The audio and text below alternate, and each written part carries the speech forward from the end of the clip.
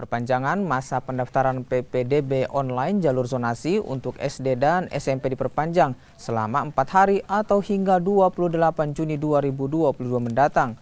Atas perpanjangan ini, Dinas Pendidikan Kota Makassar pun meminta orang tua calon siswa untuk segera mendaftarkan. Selain itu, jika menemukan kendala, pihaknya pun meminta untuk segera menghubungi operator sekolah. Perpanjangan waktu pendaftaran PPDB jalur zonasi membuat jadwal pendaftaran jalur afirmasi, prestasi dan juga perpindahan orang tua akan mengalami kemunduran. Terkait dengan perpanjangan jadwal, jadi semua kita undur ya, semua akan berubah. Pertama tentu adalah pertimbangan karena ini kemarin masih banyak orang tua yang terkait dengan data, ya ada riset akun.